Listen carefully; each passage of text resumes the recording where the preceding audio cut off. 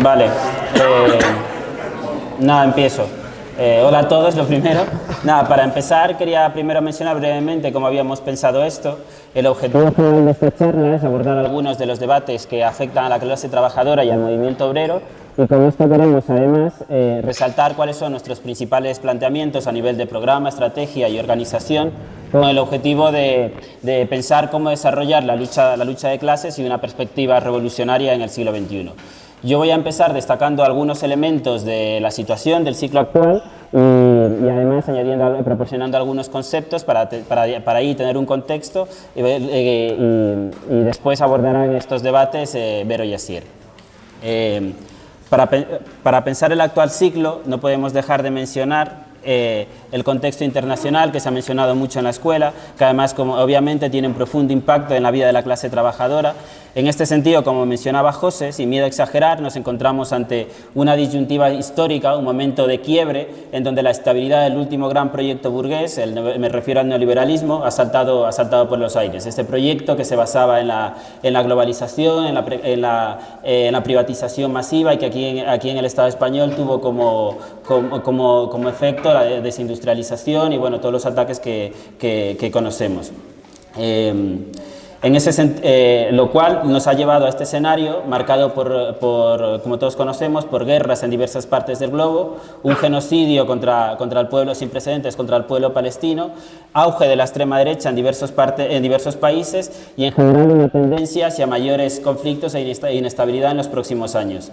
De esta manera podemos afirmar que las jóvenes generaciones de trabajadores no solo vivirán el despotismo capitalista mediante la explotación y la degradación de sus condiciones de vida, sino que también tienen una seria posibilidad de verse empujado a participar en conflictos y guerras. No en vano, la vuelta al servicio militar obligatorio se empieza a debatir no solo en países de la periferia, sino también en países centrales como Alemania.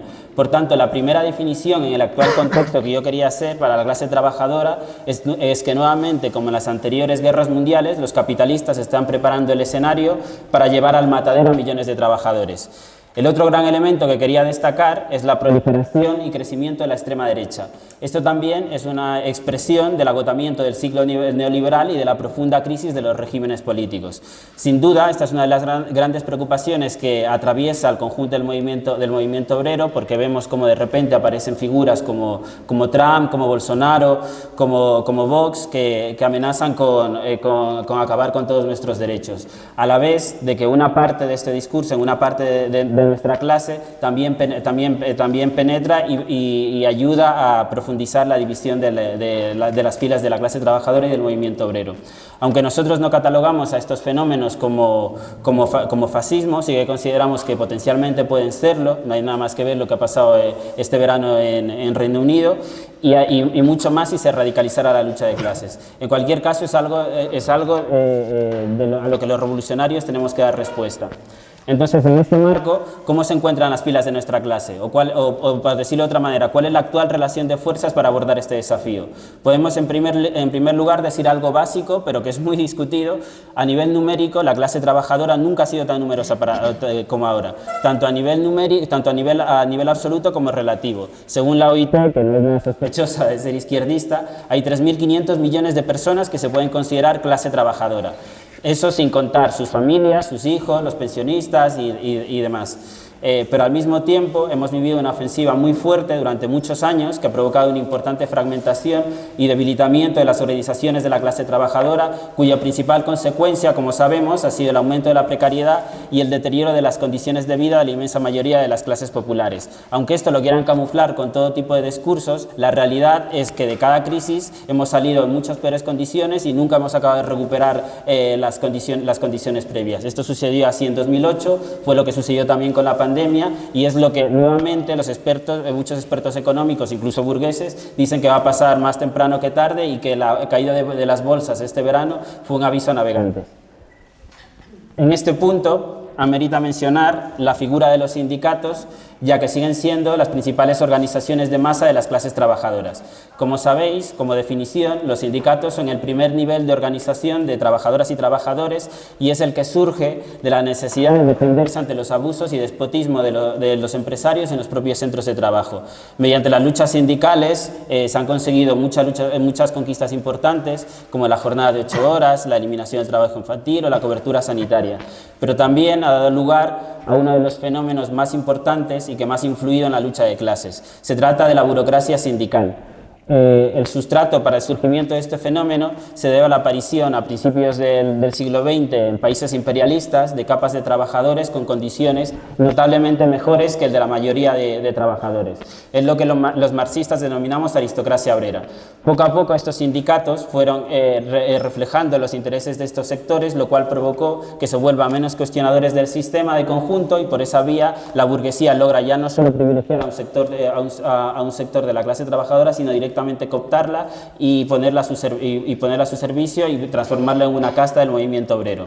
Por eso Trotsky dirá de que la burocracia es la columna vertebral del orden burgués, porque es quien juega el papel de policía dentro del movimiento obrero y sin el cual la burguesía no puede garantizar su dominio de clase. En primer lugar, porque necesita la burocracia sindical como mediador entre la patronal, el Estado burgués y la clase trabajadora, pero también y principalmente porque los capitalistas saben que no pueden evitar que la clase trabajadora tienda a organizarse, a luchar y a resistir contra el despotismo patronal. Esto lo hace constantemente, puede ser en mayor o en menor medida y por tanto necesita una figura que se dedique exclusivamente a contener la fuerza social de los trabajadores. Durante la ofensiva neoliberal de estos últimos 40 últimos años, este fenómeno se profundizó aún más, es decir, que las burocracias sindicales se han mimetizado con el Estado burgués hasta niveles sin precedentes. Esto es una tendencia general que no solo afecta a los grandes sindicatos, sino que también afecta a los llamados sindicatos alternativos, pero a la vez también se ha producido una ofensiva ideológica que no solo ha tratado de desprestigiar la organización sindical, sino también de invisibilizar el papel de la clase trabajadora en la sociedad, lo cual en un sentido, desde un punto de vista burgués, ha terminado debilitando el papel incluso de sus propios aliados, me refiero a la burocracia. Por tanto, un signo distintivo del neoliberalismo, paradójicamente, ha sido el de seguir profundizando en la estatización, es decir, en la burocratización de los sindicatos, a la vez que también, de alguna manera, promovía el desprestigio y debilitamiento de estos. En cualquier caso, el resultado de todo esto ha sido que la burguesía ha conseguido dividir y fragmentar y por esa vía debilitar a la organización de la clase trabajadora hasta puntos muy bajos, que ha conllevado no solo el terreno libre para todo tipo de ataques que han empobrecido al conjunto de las clases populares, sino que han hecho retroceder la conciencia de clases de amplios sectores de la clase obrera. Entonces, a la hora de pensar cuál es el escenario actual de las fuerzas y estado de la organización de las y los trabajadores, no podemos dejar de tener en cuenta ese histórico retroceso, que a su vez es fruto de derrotas históricas, tanto a nivel internacional como también juega un papel importante la frustración y decepción que han supuesto todas las variantes reformistas, como Podemos, como Sumar, que cada vez que la clase trabajadora ha tenido una oportunidad de recomponerse desde un punto de vista organizativo o de infligir una dura derrota a la burguesía, estos han jugado el papel de bomberos del sistema, tratando de canalizar toda la protesta social hacia vías institucionales para después defraudarla y por esa vía desmoralizarla. Esto se viene dando una y otra vez en las últimas décadas y, como diría el camarada Mayelo, se trata de una tarea estratégica al romper con este círculo vicioso. Aunque no voy a entrar en este terreno y con muchos compañeros en otras charlas sí que lo han hecho, pero es importante tenerlo en cuenta. Aún así, sobre esa base, lo que hemos empezado a ver en los últimos años es que se empiezan a desarrollar importantes fenómenos de recomposición obrera. Con esto no queremos decir que antes no haya habido lucha de clases, o que solamente la ha habido en los últimos años. La lucha de clases, como he mencionado antes, por mucho que los medios burgueses quieran negarlo, forma parte intrínseca de la realidad del capitalismo, pero sí reconocemos que la clase trabajadora ha actuado principalmente en forma diluida y atomizada. Así fue, por ejemplo, en la ola de revueltas que se dio que hubo en Latinoamérica a principios de este siglo o después de las crisis de 2008 con las primaveras árabes y demás. Todas estas generalizaciones, evidentemente con desigualdades, porque luego no podemos dejar de mencionar la intervención del proletariado boliviano en las guerras del gas en 2003 o de la clase obrera griega en las luchas de 2010 a 2014, donde hubo más de 50 huelgas generales. Pero a grandes rasgos podríamos decir que aunque se dieran fenómenos intensos de la lucha de clases, la clase obrera no actuaba con sus propios métodos de lucha, o no acababa de actuar con sus propios, o no jugaban el papel central en la lucha de clases que se estaban desarrollando.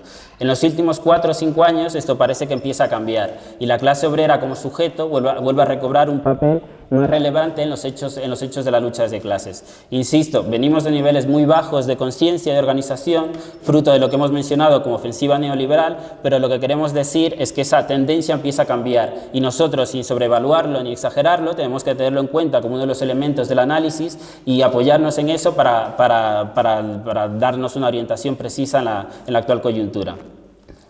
De esta manera, hemos tenido como ejemplo importante el año pasado la batalla de las pensiones en Francia, en donde la clase obrera salió a pelear para tirar abajo la reforma de Macron y se organizaron movilizaciones y huelgas que sacudieron al país durante varias semanas, en donde la clase obrera jugaba un papel central de autoorganización, pero sobre todo lo que se dio, el elemento más importante, es que se dieron elementos de autoorganización y coordinación que en los hechos obligaron a las grandes burocracias de los sindicatos a acciones más contundentes que los que estaban dispuestos en un primer momento.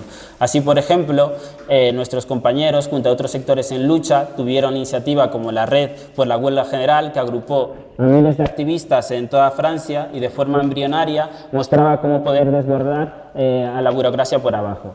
Por otro lado, en los últimos años surgió un interesantísimo fenómeno de sindicalización en nada más y nada menos que Estados Unidos, protagonizado por la llamada Generación U.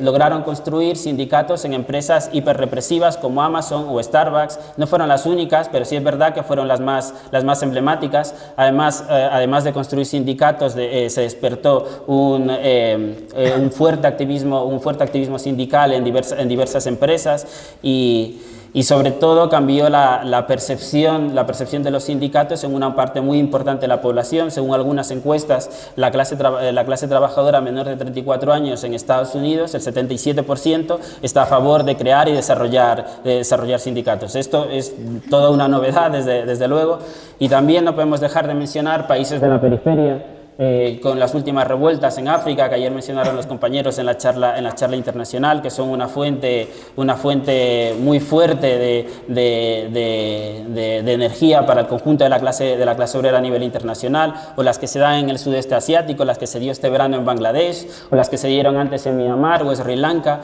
en donde también el movimiento obrero tuvo un papel importante. Especialmente esto fue así en Myanmar, en donde los trabajadores textiles fueron la vanguardia, fueron las trabajadoras textiles, porque la mayoría son mujeres, fueron la vanguardia de la resistencia al golpe de Estado en 2021. Se podría mencionar muchos ejemplos, pero en general todos estos procesos tienen como elemento común que han tenido que sobreponerse a la resistencia de las burocracias y aparatos. Son fenómenos que han surgido por abajo y han logrado de alguna manera romper las barreras de la burocracia. Esto muestra dos cosas. Por un lado, que es inevitable que surja activismo obrero, lo cual brinda enormes oportunidades a los revolucionarios. Por otro lado, que hay una burocracia que no siempre es capaz de controlar lo que surge por abajo, que en un sentido podríamos decir que es más débil que en otros momentos, sin tratar de subvaluarla, pero sí creo que es bastante preciso decir de que no tiene la fortaleza que las de burocracias sindicales de los 70 o de los 80. Así fue, por ejemplo, en Francia, en donde la pulsión por abajo llegó, como mencionado antes, llegó a plantear un escenario muy real de desborde que hubiese conllevado una situación auténticamente prerevolucionaria, y que esto sea así tiene una explicación material. La ofensiva neoliberal no solo atacó a la organización obrera, sino también en un sentido a la burocracia, ya que años de ataques, privatizaciones y precariedad han mermado la base de sustentación de alguna manera de la burocracia. Así sectores enteros que antes se podían considerar aristocracia obrera, ahora tienen unas condiciones miserables. Esto, por ejemplo, en el sector público es muy claro, en donde trabajadores de la sanidad y la educación, que antes eran una fuente de apoyo para todo tipo de burocracias, ahora en muchos países han convertido en la vanguardia de la protesta obrera. Aquí en el Estado español también hemos podido ver ejemplos en este tipo, como la huelga del metal en Cádiz, de la que luego Vero va a profundizar más, donde fueron precisamente los sectores más precarizados del metal, de la bahía, los que menos controlaban los jefes de comisiones obreras UGT, los que impusieron una huelga a la burocracia que desbordó toda previsión. O ahora también en la educación en Madrid, donde la autoorganización de los docentes por abajo, en contra de las burocracias, especialmente de comisiones obreras, ha logrado sacar el curso pasado varias jornadas adelante, y este curso amenaza con ser todavía más movido que el anterior. No me meto mucho en esto, los compañeros luego seguirán profundizando, pero para terminar quería remarcar la importancia que nosotros damos a la intervención en el interior de los sindicatos, aunque luego los compañeros también profundizarán en varios de estos elementos. Como dijimos, en los últimos 30 o 40 años, esta ofensiva neoliberal, la burocracia ha dado un salto en la calidad en su adaptación al Estado. Al mismo tiempo que se mimetizaba con el Ministerio de Trabajo, y en los hechos ha establecido una triple alianza entre patronal, gobierno y burocracia para mantener la paz social. Esto a su vez se expresa en la creciente dependencia material de los sindicatos hacia el Estado, en concreto en el Estado español. Esto se da a través de cursos de formación, de financiación directa e incluso en la participación, como vimos como se destapó en la última crisis, en la participación directa en entidades empresariales y financieras. Pero entonces, si los sindicatos están controlados por una casta que es tan burocrática y tan corrupta, ¿por qué se supone que tendríamos que intervenir en ellos? Para responder a esto debemos tener en cuenta que nosotros somos conscientes, como decía Trotsky, que vivimos en una época donde los sindicatos no pueden ser neutrales. Es decir, los sindicatos no pueden dedicarse simplemente a servir a las necesidades cotidianas de la clase obrera e ignorar la influencia decisiva del Estado burgués. Es decir, que el Estado no solo espera a que haya luchas para tratar de reprimirlas y demás, sino que se prepara desde antes para tratar de cooptar una parte del movimiento obrero para tratar de mantener su dominio de clase. Pero esto no significa que necesariamente tengan que ser dirigidos por burocracias corruptas con intereses opuestos a la clase trabajadora.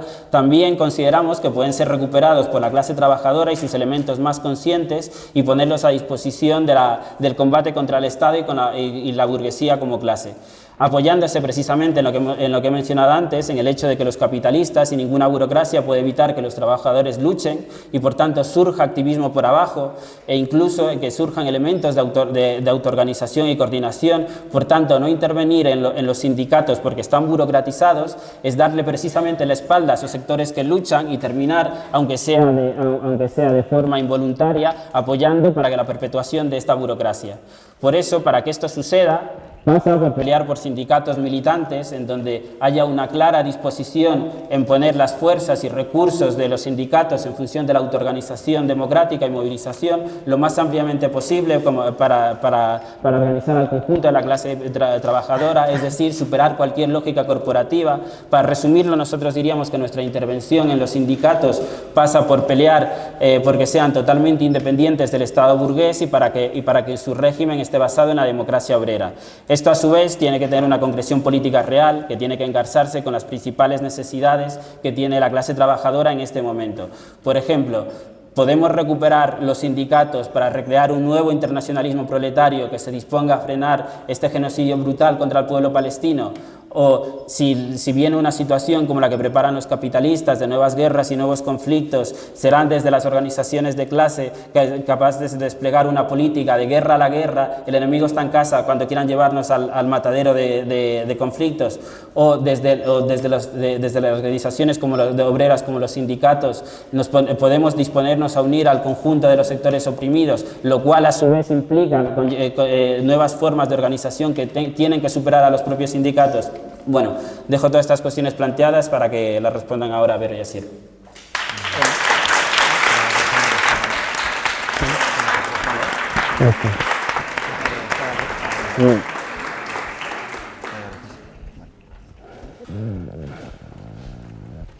Bueno, nada compañeros. Bueno, ahora nosotros quería abordar un poco... Ponlo al principio. Sí.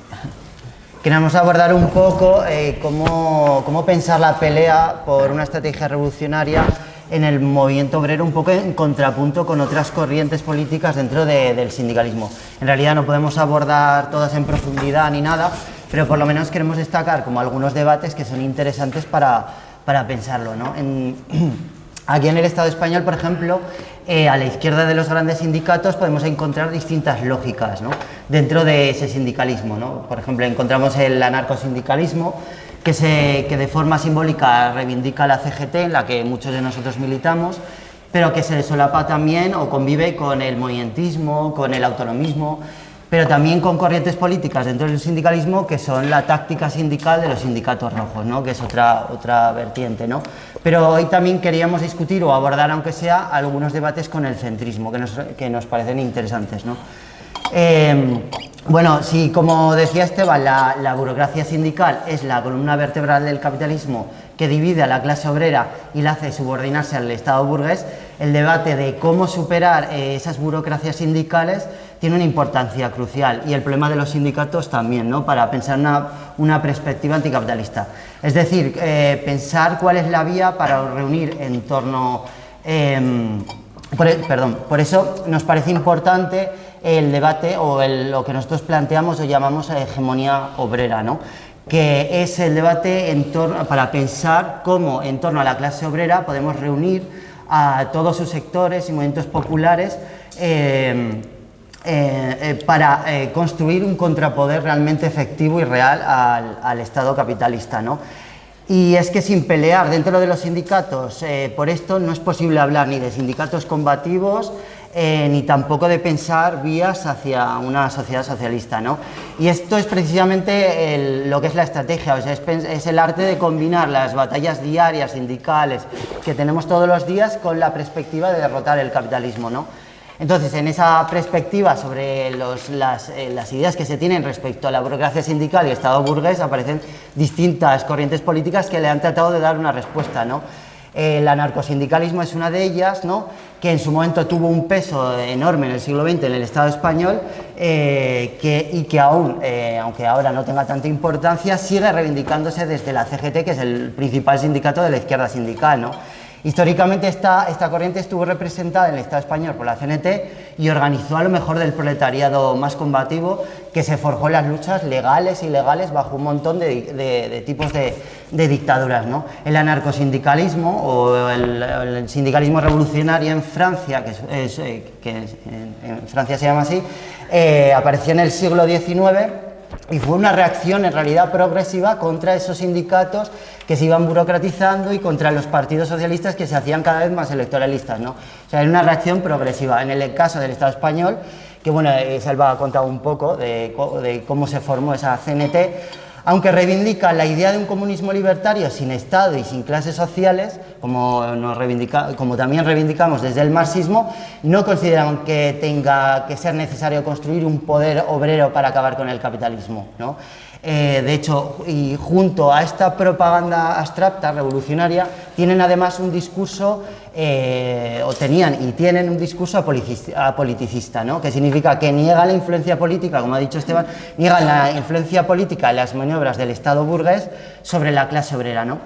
Entonces, que te lleva a negar la importancia que tiene de levantar un programa político independiente de todos esos partidos de reformistas o del régimen, ¿no? Bueno, en realidad, como veremos, la discusión no es menor. O sea, el sindicalismo siempre trató de apartar a los obreros de la política con la excusa de que la política era mala para los obreros, ¿no? Entonces, el anarcosindicalismo era una corriente que en realidad actuaba como un partido, pero en realidad negaba el hecho de la necesidad de construir partidos revolucionarios, ¿no? De hecho, consideraba que solo era necesario construir sindicatos y dedicarse solo a la lucha sindical, ¿no? El problema era que no tener una organización independiente de los sindicatos o no tener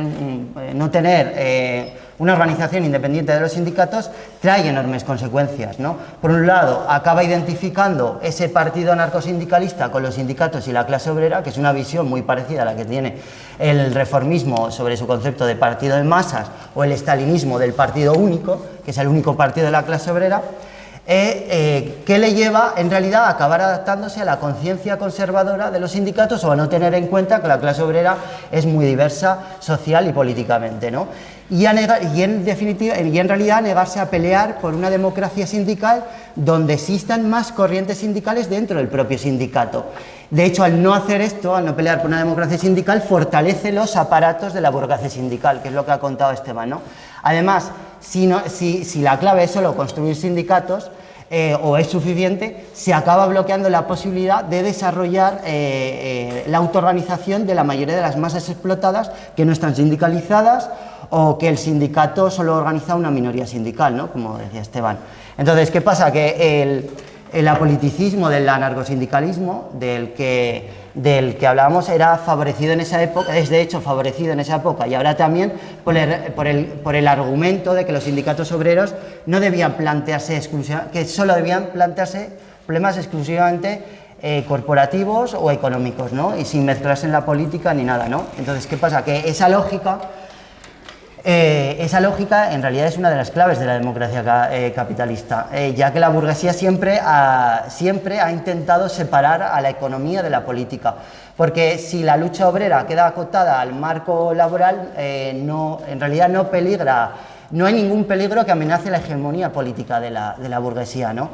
De hecho, como veremos, será un pensamiento que arrastran muchas corrientes los debates actuales, aunque de hecho con formas más tenues, ¿no? Porque en realidad, porque es cada vez más ridículo sostener ese politicismo, cuando en realidad vemos el enorme papel que juega la burocracia sindical, por ejemplo, en las mesas de negociación, que discuten un montón de temas variadísimos, como las reformas laborales, la salud, temas de medio ambiente, etcétera, ¿no? Incluso el rol que juegan las burocracias sindicales en los grandes movimientos que hemos visto durante estos últimos ciclos de lucha de clases, ¿no? Bueno, volviendo al anarcosindicalismo de la CNT, en realidad ese anarcosindicalismo tuvo su prueba de fuego en julio del 36 y quedó demostrado que fue un fracaso total, ¿no? Porque literalmente cuando el poder cae en manos de la CNT y empiezan a formarse un montón de comités revolucionarios en Barcelona y en todo el Estado español, que forman de hecho un poder paralelo, que toman las tierras, que forman milicias, que dirigen la producción, la distribución, que derrotan en un solo día al ejército y las bandas fascistas, la CNT se niega a tomar el poder, ¿no? No solo eso, sino que la propia CNT varios de sus dirigentes se convierten en ministros del gobierno burgués de la República, ¿no? Que acabará liquidando las conquistas de la revolución, reprimiendo a las bases de la CNT, liquidando sus alas izquierdas que negaban, que no querían colaborar con la burguesía, ¿no? De hecho, liquidan todos los comités revolucionarios que van surgiendo, bueno, lo ha contado antes Salva, ¿no? Mientras se negociaba una salida con el fascismo y el propio imperialismo francés y británico, y que acabó en una brutal represión fascista, ¿no? Entonces, el anarcosindicalismo no le hizo falta declararse como partido o presentarse a las elecciones de la democracia burguesa para acabar degenerando brutalmente, ¿no? Porque ellos sostienen eso, que si formas partido, te presentas a las elecciones, al final acabas. Bueno, eso no hizo falta, ¿no? Para que degeneraran brutalmente. En realidad, la lección trágica del anarcosindicalismo es que sin una estrategia por construir un poder obrero autoorganizado, de masas, independiente, que destruya y sustituya al Estado burgués, acaban tarde o temprano siendo los mejores defensores del orden burgués, ¿no?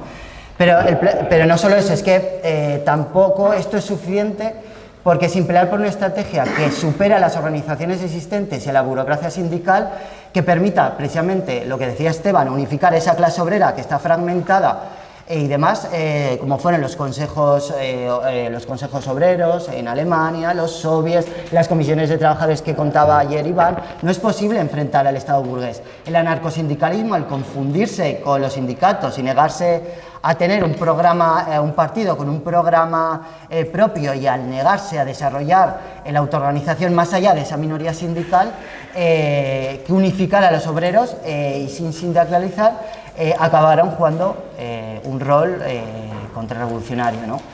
Desgraciadamente, de la Revolución Española, el anarcosindicalismo no sacó ninguna lección, ¿no? En la actualidad, en la CGT, aparte del anarcosindicalismo que reivindica la CGT, hay un montón de posiciones, ¿no? Surgieron dentro de la propia CGT, ¿no? El autonomismo, el movientismo, el municipalismo libertario, incluso posiciones estatalistas como la renta básica y todo eso, ¿no?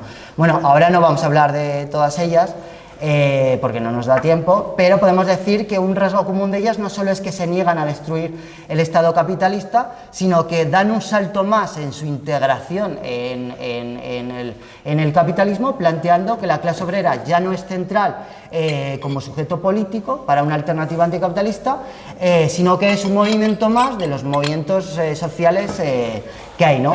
Lo cual que para nosotros significa que eso acelera aún más los procesos de burocratización de los sindicatos, aún más que cuando la CNT organizó lo mejor del proletariado combativo, ¿no?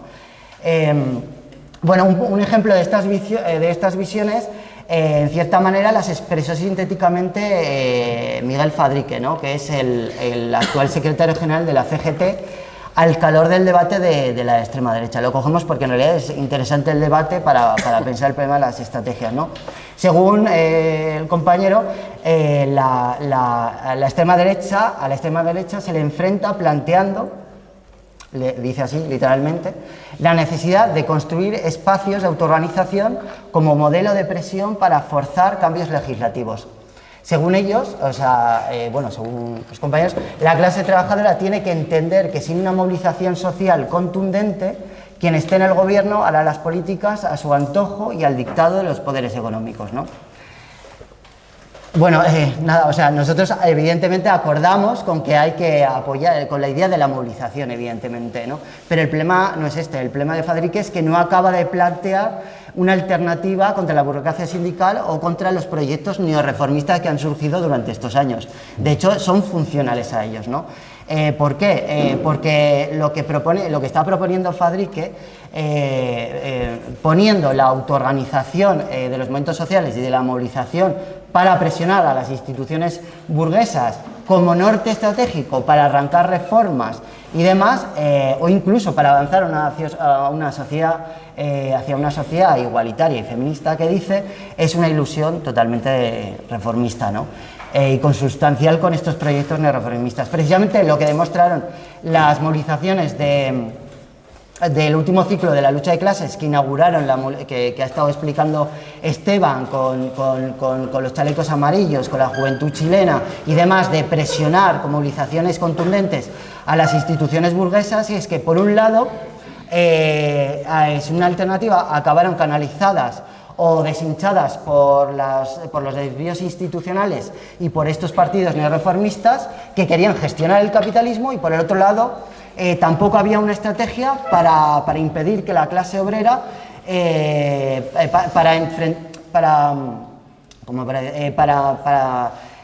no había una estrategia de autoorganización para enfrentar a esa burocracia sindical que impedía que la clase obrera apareciera como una potencia en esos movimientos, ¿no? Sino de hecho los trabajadores aparecían individualmente, atomizados en esas movilizaciones, ¿no?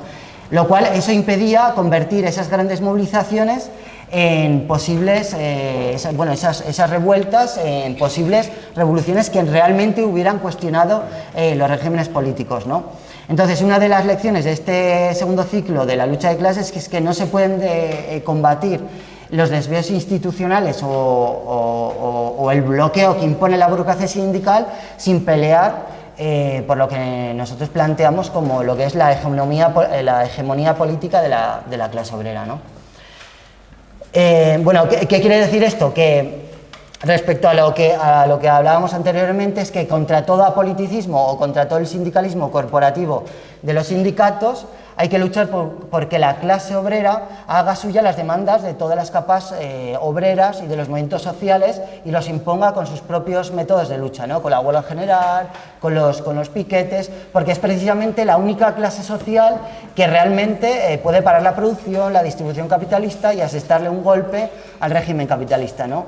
Y como decíamos, pasar de la movilización a la revolución, ¿no? Entonces, crear ilusiones en que se puede llegar hacia una sociedad igualitaria y sin clases mediante reformas de la democracia burguesa es dejar la política en manos precisamente de los distintos partidos que quieren gestionar el capitalismo, ¿no? Entonces, la clave de la democracia capitalista es que gracias a estas burocracias sindicales que consigue que la clase obrera quede recluida a hacer mero sindicalismo, ¿no? A separar la lucha sindical de la lucha política, ¿no? Entonces, ese es el papel, al papel de la burocracia sindical se le completa, de hecho, con el papel que juegan los partidos neorreformistas, ¿no? Y la democracia capitalista, que realmente lo que quiere es que tú hagas la lucha sindical y cada 4 años vayas a votar a las elecciones, permitiendo que acabes atomizando precisamente la potencia de la clase obrera, ¿no? Entonces, precisamente, la democracia burguesa lo que pretende es dividir los movimientos sociales entre sí, porque hace que cada movimiento social dirija sus demandas de forma individual al Parlamento o a los partidos, en lugar de preocuparse por establecer alianzas de fuerza con la clase obrera, que es la que realmente puede unirlos, ¿no? O sea, la idea de Fadrique al final acaba pensando que el Parlamento burgués es lo que permite unir a la clase obrera, ¿no? Por así decirlo. Esa es la vía reformista, ¿no? Porque entonces, la democracia capitalista acaba operando para que los movimientos acaben en cajones, precisamente en cajones estancos, y pongan sus esperanzas en tal o cual partido burgués del régimen para que le arregle sus asuntos, ¿no? Y es precisamente esa división entre que la burocracia sindical lo que hace es dividir a la clase obrera por abajo, la revienta con contratos basura, aprobando contratos basura, precarios, dividiendo al movimiento obrero, mientras el Parlamento burgués acaba reventando, troceando, negociando o perdiendo la esencia de lo que eran las demandas de tal o cual movimiento o movilizaciones, ¿no? Bueno, esa es la democracia, el invento de la democracia capitalista, ¿no? Entonces, por eso la estrategia de Fadrique nos señala lo incoherente que es no acaba de darle una alternativa a los compañeros del activismo de la izquierda sindical, que están luchando todos los días de la fábrica y hacen buenas denuncias a la burocracia de UGT y comisiones obreras, pero al día siguiente votan por Podemos, por todos los proyectos neorreformistas, ¿no? Es como que son los mismos proyectos que acaban negociando en la mesa de negociación, como ha contado Esteban, con Yolanda Díaz, en la mesa de negociación con la burocracia sindical. Bueno, de hecho, la demagogia de estos partidos se demuestra porque ninguno osa cuestionar la burocracia sindical. O sea, pueden apoyar tal o cual lucha, pero ninguno se atreve a cuestionar la burocracia sindical, ¿no? Entonces, ese es el problema que plantea la estrategia de Fadrique, que no plantea entonces, es por todo esto que la importancia de plantear una pelea por la hegemonía obrera y que sea la clase obrera y no el Parlamento burgués el que asuma las demandas de los movimientos sociales, ¿no? Además, esta lógica conlleva precisamente que la vía para crear unas instituciones propias que nos permitan unificar a la clase obrera, o sea, que la hegemonía política nos permite pensar formas o instituciones para unificar a la clase obrera, ¿no? En ese sentido, estamos de acuerdo con Fadrique, con que hay que crear, como él dice, espacios de autoorganización y demás, ¿no? Pero no como modelos para presionar solo al Estado burgués, ¿no? Sino como una alternativa para unificar a todos esos sectores que de la clase obrera que están fragmentados, divididos y todo eso. Y además una vía para pensar cómo unificarnos o cómo aliarnos con los movimientos ecologistas, feministas y demás, ¿no? Porque el otro problema de llamar simplemente a espacios de autoorganización es una lógica que sostiene, por ejemplo, el sindicalismo de los movimientos sociales que planteaba Kim Moody en los 90 en Estados Unidos, que está bueno porque decía hay que autoorganizar a la clase obrera, pero junto al resto de movimientos sociales, pero no pensando que hay que pelear porque la clase obrera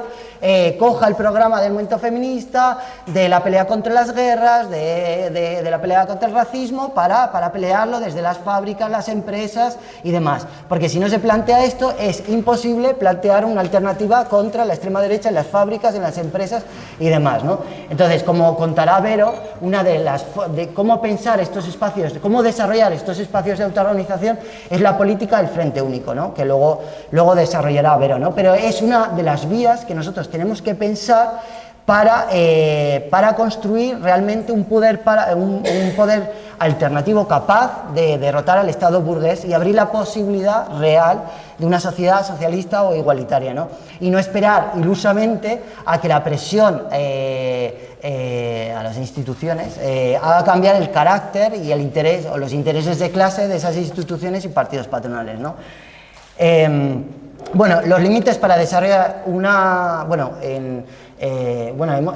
hemos hablado del anarcosindicalismo, de un poco de la expresión de los debates que hay dentro de la izquierda sindical, que este es uno de los más importantes que tiene, pero hay otro que es otra corriente, que es la idea de cómo pensar una estrategia de autoorganización, o más bien pensar los límites de una estrategia de organización, que es la idea que plantean algunos compañeros de la izquierda sindical, que es el de crear los sindicatos rojos, ¿no? Esta política fue promovida por los partidos comunistas estalinizados en los años 20, que consideraba que los militantes obreros reformistas, los militantes obreros que no eran comunistas eran considerados fascistas, ¿no? Entonces, incluida la socialdemocracia o los sindicatos de la propia socialdemocracia, ¿no? Entonces, de esta manera construían aparatos sindicales propios con infinitamente menos influencia que el resto de sindicatos tradicionales, pero, claro, aislados de la clase obrera, ¿no? Entonces, bueno, la consecuencia nefasta de esa política de crear sindicatos rojos lo vimos en Alemania en los años 30, cuando al negarse el Partido Comunista a aliarse con los obreros reformistas para crear comités de lucha para enfrentar a los fachas, permitieron que llegara Hitler pacíficamente al poder, ¿no? Pero en la actualidad esta política lo que impide es desarrollar realmente lo que hablamos, ¿no? Una política de autoorganización contra la burocracia sindical, es una alternativa contra la burocracia sindical, ya que impide lo más básico, que es la unidad de los trabajadores, solo por que impide la unidad de los trabajadores. Entonces, no es posible una unidad de los trabajadores. Ellos plantean impide la unidad de los trabajadores solo por el hecho de pertenecer a otro sindicato o porque sean dirigidos por dirigentes, por burocracias sindicales y demás, ¿no? Es decir, se deja, es una estrategia que al final deja a los trabajadores en manos de las direcciones burocráticas y demás, y que en realidad es una burocracia que realmente trata de aislar los conflictos, ¿no? Pero este no solo es el único problema que tiene esta estrategia de la izquierda sindical. Bueno, los sindicatos rojos lo practican prácticamente toda la izquierda sindical, ¿no? O sea, crear sindicatos, la CGT, aunque se declare anarcosindicalismo, también es parte de la política de los sindicatos rojos, o LAF, o la CIGA, o Solidaridad Obrera, o CNT, etcétera, ¿no? Pero bueno, a lo que iba es que, pero este no es el único problema de esta manera de pensar, formas de superar a la burocracia sindical o formas de pensar la autoorganización. Todo esto también es expresión de la falta de democracia sindical que hay dentro y fuera de los propios sindicatos, ¿no? Porque la lógica de los sindicatos rojos y la negativa a plantear una política de frente único, o sea, de apoyar otras luchas que dirigen otros sindicatos o la burocracia sindical, no solo significa que renuncian a exigir y pelear contra la burocracia sindical, sino que naturaliza el hecho de que los obreros deberían formar un sindicato propio cada vez que opinen contrario a sus dirigentes sindicales sobre el desarrollo de una lucha, ¿no? Lo cual es una locura. O sea, cada vez que opine yo una cosa contraria, si el dirigente burócrata no opina lo mismo, me voy y me formo un sindicato propio. Bueno, esto es una locura porque acaba dividiendo y atomizando las fuerzas obreras.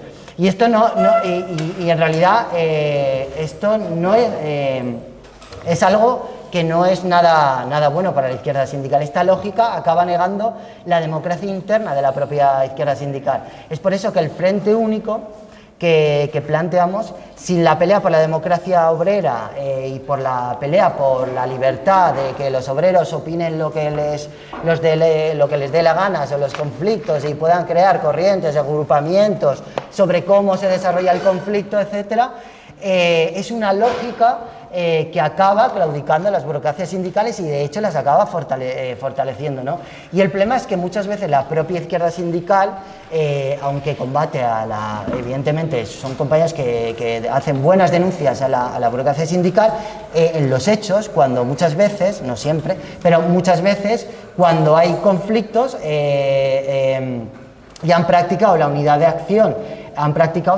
acción con la burocracia sindical, como por ejemplo los comités de empresa. Los comités de empresa estamos los compañeros de CGT y son comités de empresa que compartimos con la burocracia sindical de UGT y comisiones obreras, y cuando hay que hacer una huelga van todos a la huelga. ¿Se entiende? Entonces, pero el problema que tiene es que pasan de plantear que no hay que apoyar a los sindicatos en otras huelgas y demás, a pasar a la lógica ultra oportunista de que cuando están en lucha no hay que cuestionar a los aliados burócratas que están en la lucha. ¿Se entiende? O sea, cuando un comité de empresa de CGT con UGT y comisiones obreras se ponen a la lucha, no hay que cuestionarles, ¿no? Que es una lógica que muchas veces pasa, no pasa siempre, pero no. Entonces, ¿qué pasa? Que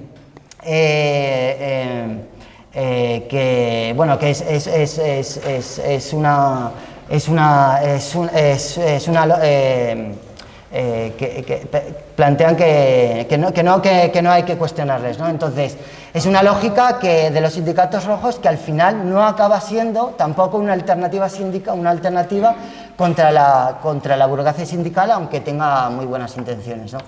Y bueno, hasta aquí un poco el repaso de algunos debates de estrategia sobre sindicalismo y bueno, va a ser breve.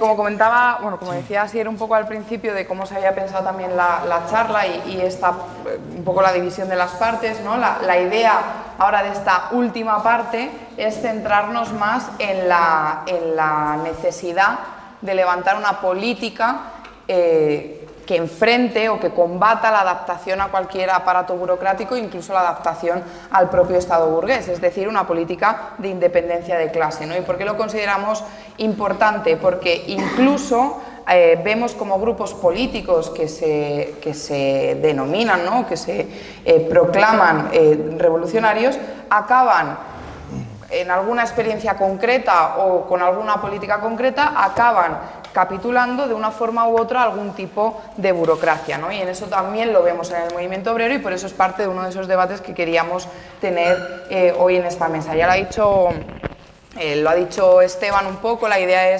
era bajarlo un poco a tierra, hacerlo un poco más real y más conciso alrededor del debate que se dio con la huelga del metal de Cádiz, ¿no? Básicamente porque es uno de los conflictos más importantes de la última década y segundo, porque permite ver algunos de los elementos que queremos debatir, ¿no? De una manera más concreta y más real y no tan abstracta puede ser, ¿no? Para contextualizar un poco, ya lo ha dicho Esteban, pero para contextualizar un poco más, la guerra...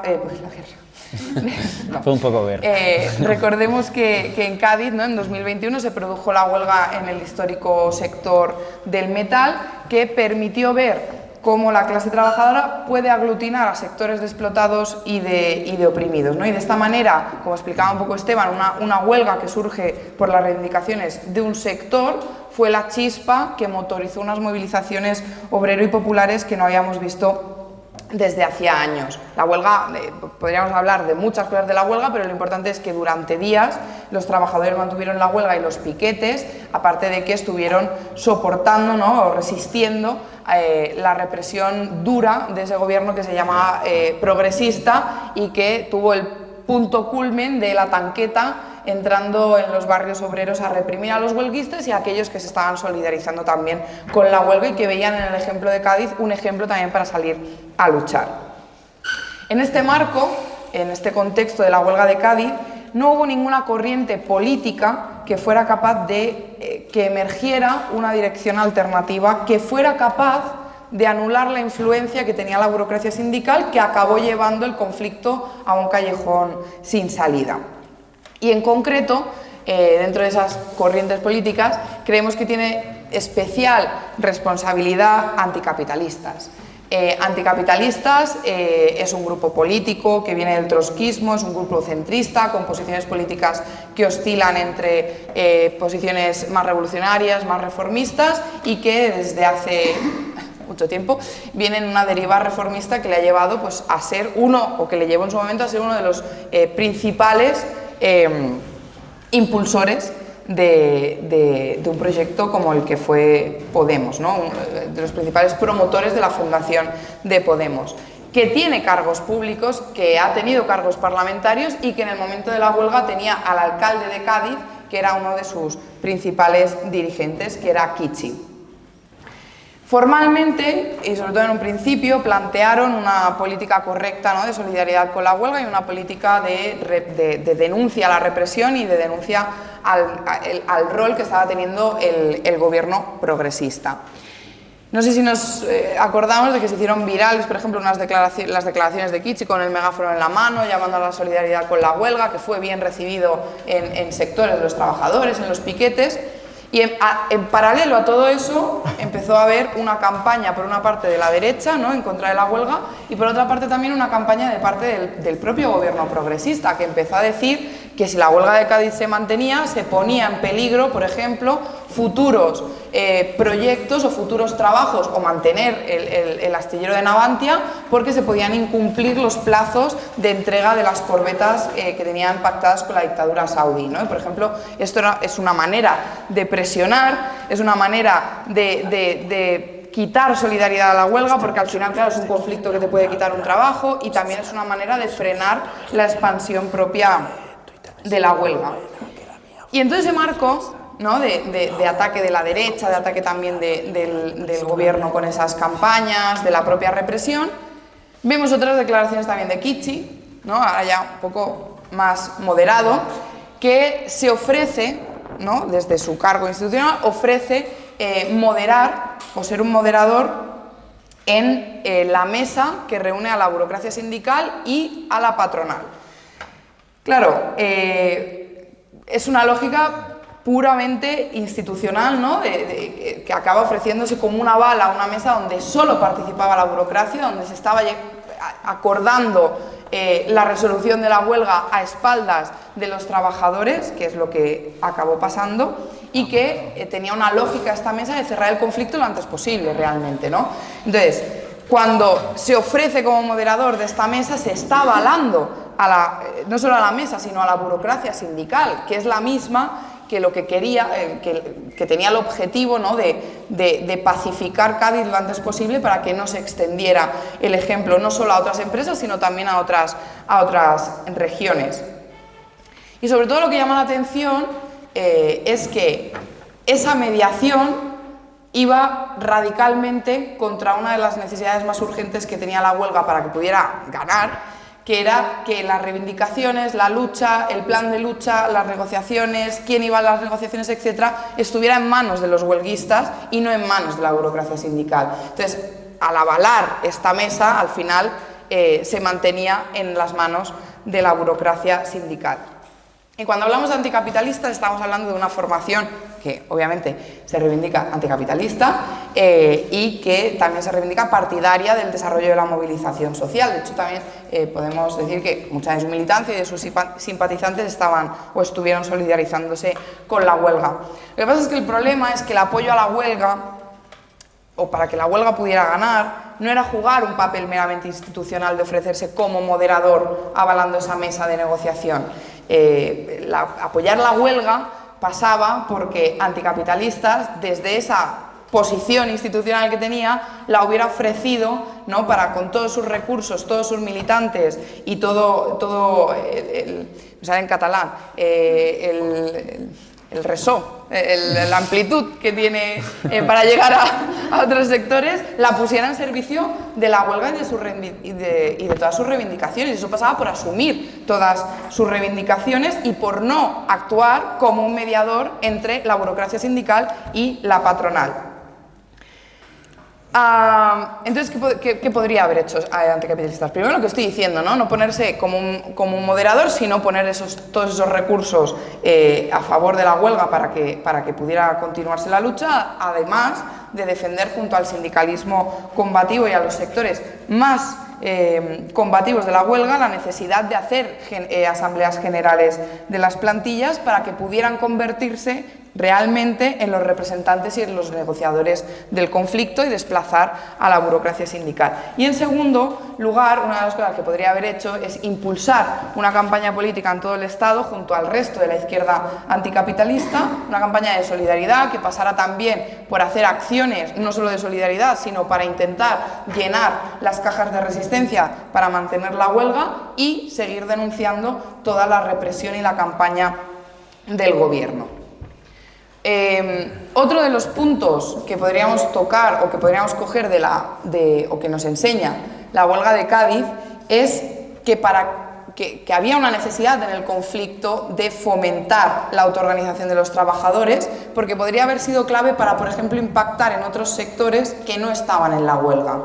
Y quiero decir, había sectores de grandes empresas del propio sector que estaban en huelga que no estaban en la huelga porque tenían otros convenios.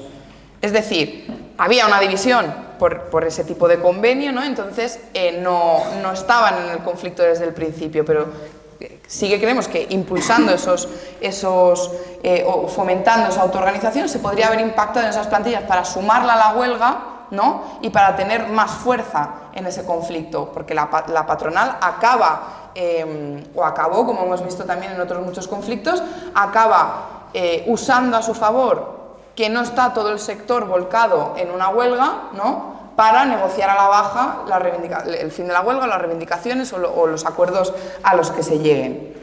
Y justamente no están en esta huelga porque, como he dicho, tienen convenios propios, hay una división en esos sectores de la clase trabajadora y es una división que la propia burocracia sindical se encarga de mantener, ¿no? Y se encarga de mantener toda esa lógica corporativista de únicamente defender los intereses de los trabajadores de cada sector vinculado, ¿no? Pues eso, a su empresa, a su convenio o a las necesidades a las reivindicaciones más directas que pueda haber en un sector, pero no plantea esa unidad más de lucha. Es que si seguimos apagando luces no veo, la verdad. Vale, sigo.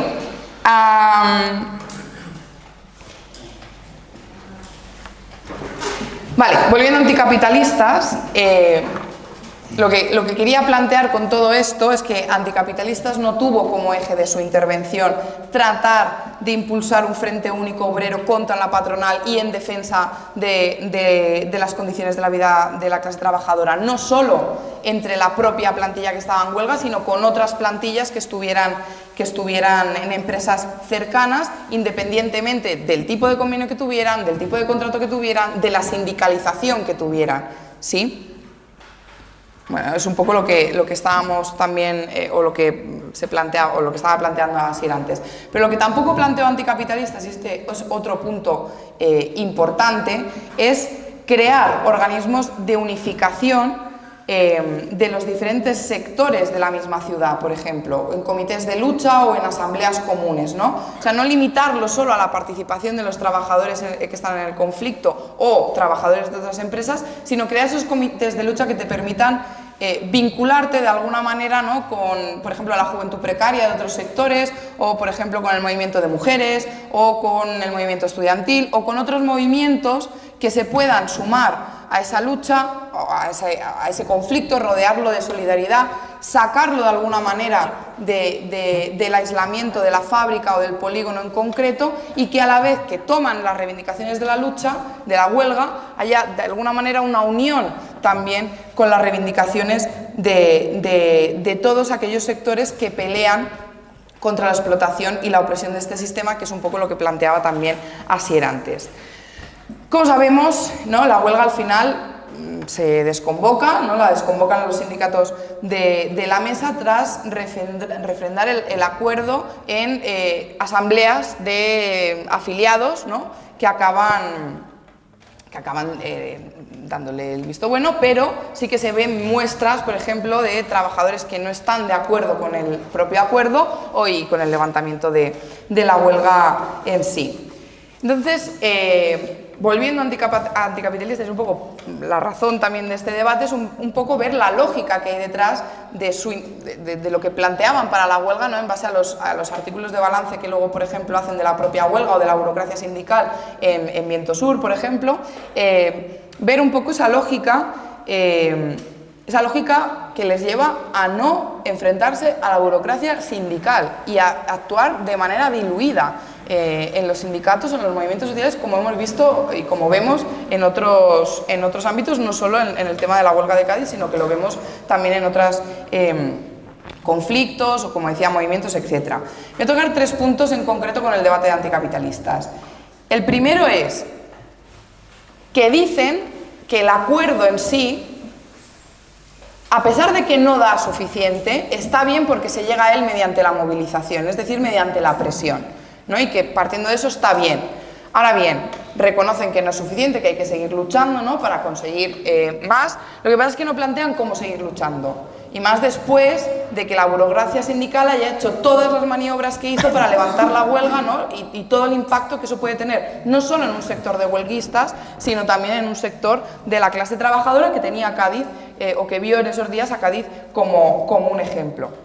El segundo punto es que critican los tiempos del acuerdo. O sea, lo que critican es que el acuerdo se pasara rápido para debatirlo, para criticarlo o para estar a favor. No critican cómo se llegó al acuerdo, no critican que se llegaran a una mesa a espaldas de los trabajadores, no critican que solo estuvieran la burocracia sindical en esas mesas. Lo que critican es que no se tuvieron condiciones óptimas por tiempo para poder debatir bien el acuerdo. Y de hecho, lo que dicen es que incluso se tendría que haber o se podría haber planteado un alto el fuego en el conflicto para haber podido negociar con buenas condiciones, para haber podido debatir en buenas condiciones el acuerdo. Y cito literalmente, recurriendo incluso a argumentar la necesidad de poner fin ya a la huelga para frenar a los grupos más exaltados. Y de hecho esto lo rematan diciendo que la postura de esos grupos un poquito más combativos, ¿no? Que querían mantener la huelga y que criticaban a comisiones y a UGT y al acuerdo públicamente, que esa política de querer mantener la huelga, de criticar públicamente a las burocracias sindicales y el acuerdo, dividía a la plantilla. ¿Sí? Entonces, bajo el argumento de que una política o una posición crítica a esas burocracias y a ese acuerdo podía dividir la plantilla, lo que hacemos es omitir cualquier posición propia crítica o directamente cualquier posición propia, que es totalmente lo contrario a cómo los revolucionarios y las revolucionarias deberían actuar en los sindicatos y en las organizaciones de masas de la clase obrera. Quiero decir, la lógica es lo que planteaba un poco antes Esteban, pero la lógica de intervenir en los sindicatos parte de que tú puedas plantear una posición propia, de que puedas plantear políticas, que serán tomadas o no, pero que te permiten dialogar con sectores de trabajadores a la vez que nos permiten, por ejemplo, en la cuestión de la unidad de las filas de la clase trabajadora, mostrar que somos los que, no sé, los más fans y los que más vamos a trabajar por la unidad de las filas de la clase obrera, mientras que las direcciones burocráticas y las direcciones reformistas no. Y es una manera también de desenmascararlas. Entonces a mí lo que me surge, la pregunta es ¿cómo haces todo eso sin criticar a la burocracia sindical y sin criticar los acuerdos de camarilla a los que llegan, ¿no? Es un poco complicado hacerlo. Y el argumento de que eso dividía la plantilla, perdona, la plantilla estaba dividida. La plantilla estaba dividida en el momento en el que la burocracia sindical, o por las políticas propias de la burocracia sindical, que no querían unificar a los sectores de lucha, no querían extender el conflicto y no, obviamente, no querían que hubiera asambleas democráticas para poder decidir hacia dónde iba el conflicto, cómo luchar, qué negociar, quién negociar, etc. Porque justamente esos elementos, el de unidad de la clase trabajadora, el de la extensión a otros sectores y el de las asambleas democráticas son el revulsivo para que las burocracias sindicales no puedan hacer y deshacer a su antojo. La otra pregunta que me surge... catalán.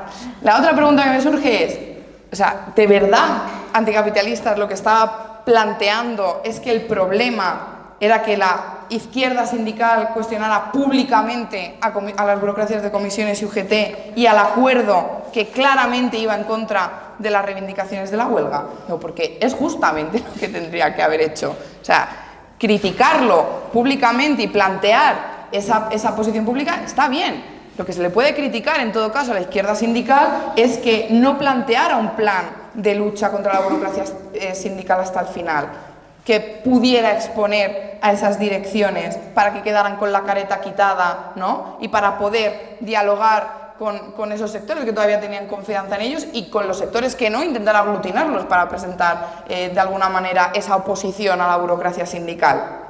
Ese es el problema. El problema es que faltó esta alternativa de autoorganización y de frente único en la huelga, ¿no? O sea, si no, ¿qué salida se le da? ¿Qué se le opone? No sé, ¿qué alternativa hay si no se le puede criticar a las burocracias sindicales? Y en vez de plantear, o en vez de que Anticapitalistas plantee una política marxista revolucionaria de frente único para desenmascarar a las direcciones burocráticas, como decía, y fortalecer a lo más avanzado de la huelga, lo que planteaba era que, pues eso, que no había que criticar, no había que dividir, no había que chocar contra la huelga, y todo eso te impide dialogar con amplios sectores de trabajadores, te impide aglutinar a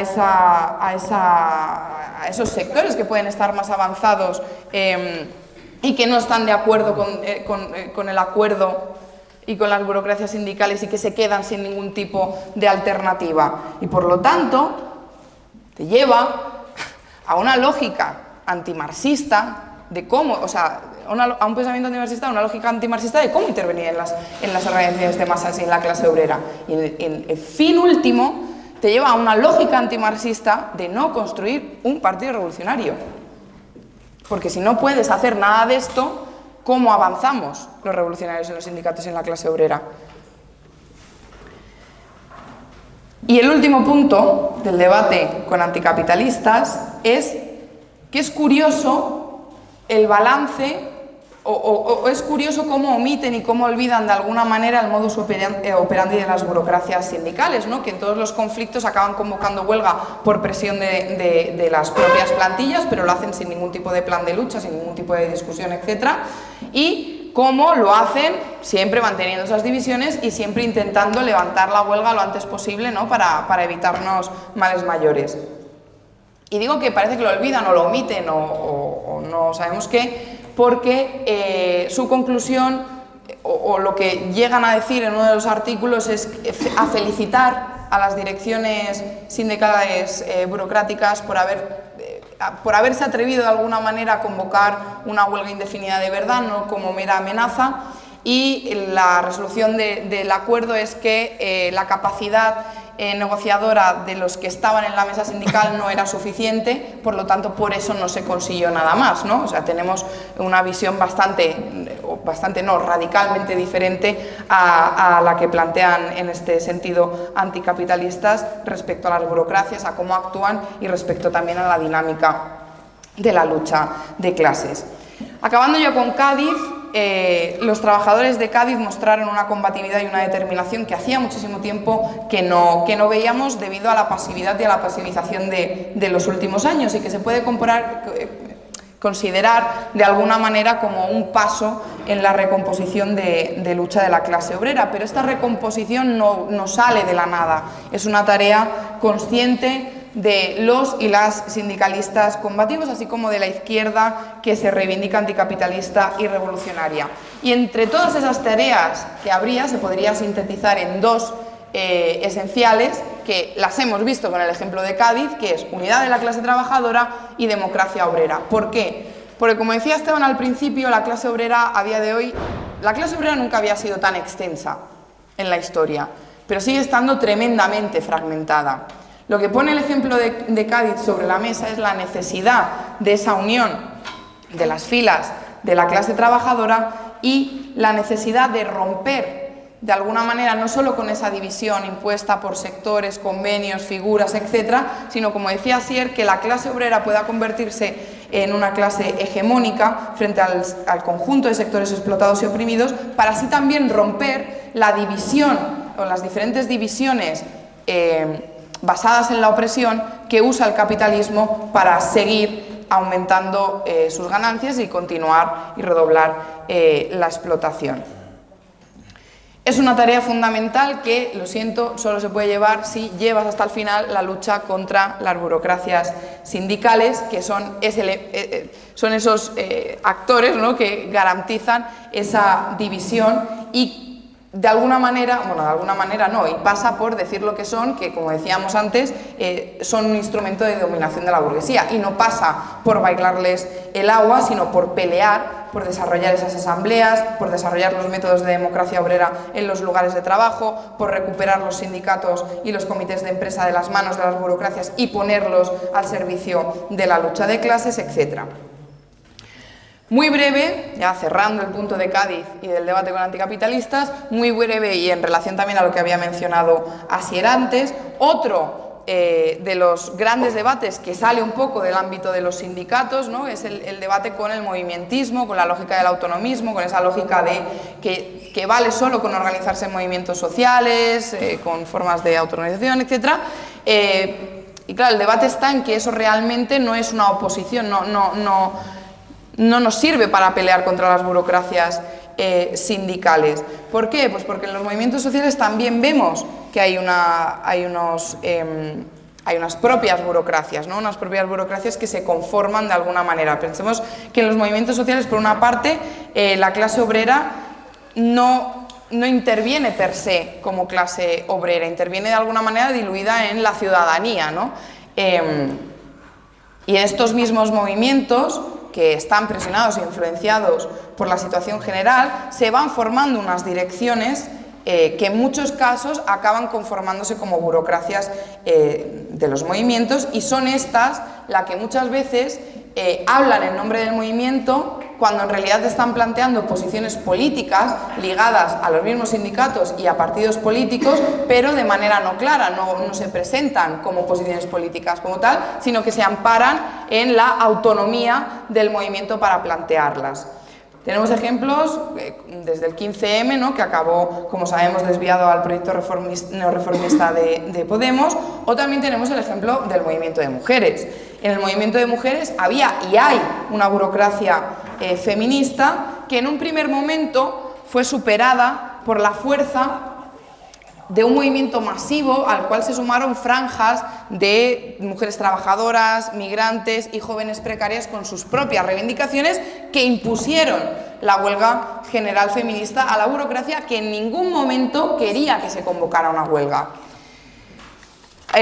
Como decía, estas burocracias actúan sin plantear abiertamente que son posiciones políticas de partidos, ¿no? Pero si te pones a rascar, te das cuenta que detrás de esas direcciones, sorpresa para nadie, está Comisiones, UGT, el PSOE y Podemos, y ves cómo estas direcciones, estas burocracias, en muchos casos acaban desviando el movimiento a posiciones políticas reformistas. En el movimiento feminista vimos cómo esa burocracia acabó pasivizando el movimiento, acabó ahogando las huelgas que se habían convocado, como decía, imponiéndolas en encuentros de centenares de mujeres de todo el Estado, y que llamaron al movimiento feminista a apoyar y a confiar al primer gobierno del PSOE y Podemos, porque por lo menos era un sindicato de izquierda, según su lógica, y teníamos que dejarles tiempo para que hicieran políticas de izquierda. Y desde entonces no ha vuelto a haber una huelga general feminista a nivel estatal, y tampoco un encuentro, o sea, tampoco esos espacios de autoorganización que se desarrollaron durante los primeros años para debatir esa huelga y debatir ese contenido y las reivindicaciones que llevábamos ahí.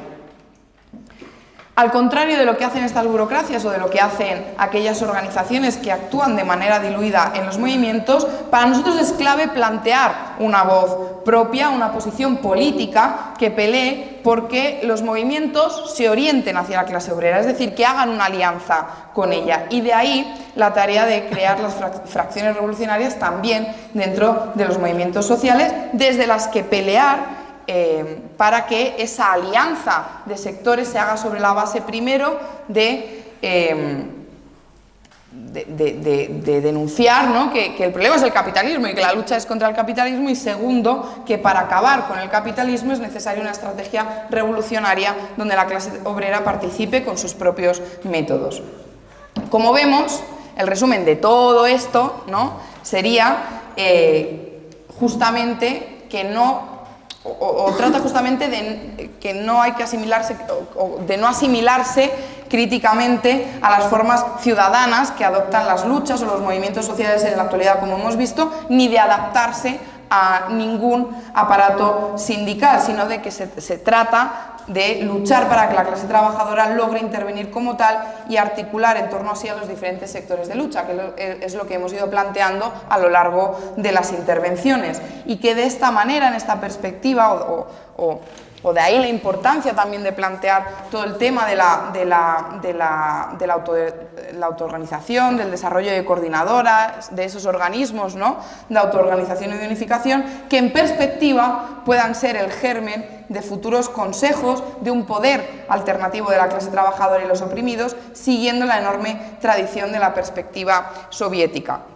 Pero sería equivocado pensar que la hegemonía obrera y aquellos organismos de tipo soviético se desarrollarán de manera puramente espontánea al aguzarse la lucha de clases. Es necesario, como nos indican muchos ejemplos históricos, que exista una organización política revolucionaria con suficiente peso para ser capaz de moldear a la vanguardia desde esta perspectiva soviética bajo un programa para enfrentar no solo a tal o cual gobierno de turno, sino a todo el sistema de conjunto.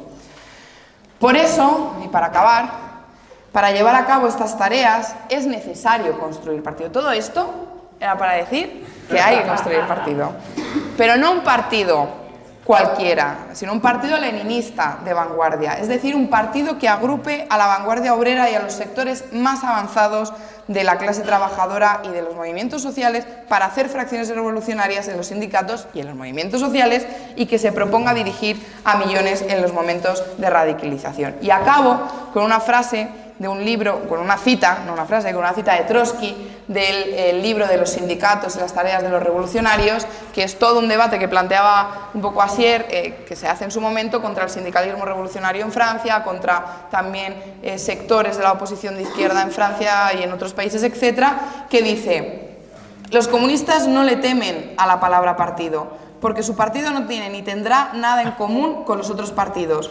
Su partido es la minoría activa y con conciencia de clase del proletariado, su vanguardia revolucionaria. Y este, compañeros y compañeras, es el partido que peleamos por construir desde la CRT.